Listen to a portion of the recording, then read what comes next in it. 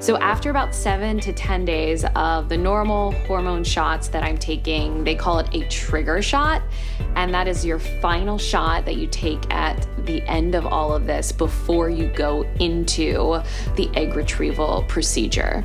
So basically what that does is stimulates the ovulation for the eggs to be ready once they're mature to be retrieved. So after I took the trigger shot, 36 hours later, I am headed up to Highland Park where they do the egg retrieval and you meet with Dr. Kaplan, and that's where everything happens there. Just meeting with the team that day, they told me what they were expecting to get in terms of the egg count and the egg retrieval, and I had a pretty good idea where I stood, but you just don't know because you don't know if an egg is mature or it's healthy enough until they retrieve it. So you could potentially retrieve, 15 to 20 eggs, but only a few of them making it to the egg freezing part. So leading up to that day, there were definitely some nerves, and it's all about the unknown and is it going to work for me? Am I going to even be able to get 1 or 2 eggs? It's a lot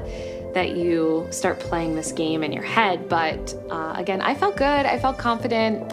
And I think that's all because of the team around me and everyone keeping me comfortable and confident in the process. I think I was more nervous about anesthesia than I was doing shots. Hi, my name's Allison. Allison Cheryl. Nice to meet you. I'm going to be doing anesthesia. Oh, God. I'm okay. You're okay. It's okay. going to be fine.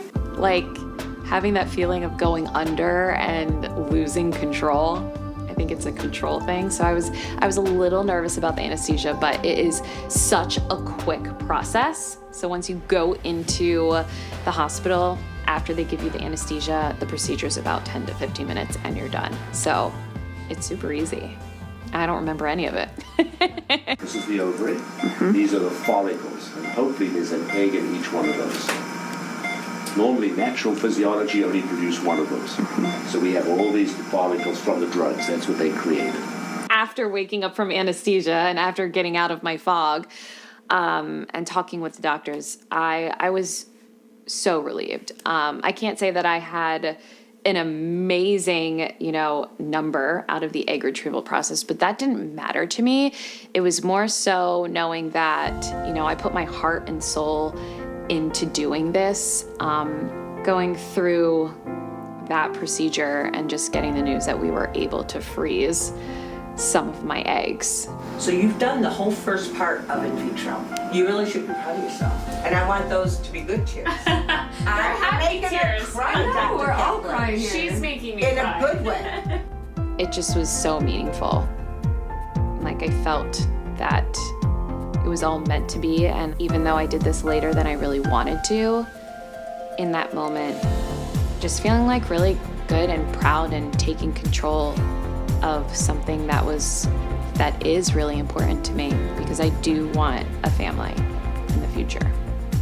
The second side of all of this is you want to make sure that you know where your eggs are being frozen. And what really stuck out to me about OVA is that they do everything themselves in-house. They have a fabulous team of doctors and nurses. A female embryologist started this years ago in Chicago. And I know that my eggs are gonna be right here at home in Chicago under their care. Immediately after retrieval, they go to their storage facility, which is in the same building. So they're not traveling anywhere, and I know who's taking care of them. And that was something that was really important to me. And knowing how many babies that they have created and made at OVA Egg already. The number is truly remarkable. So they have an amazing team of scientists there every day taking care of everything. So my eggs are paying rent at their facility, and I feel so good about that. And they're going into liquid nitrogen, and as long as they are maintained properly, they are frozen in time.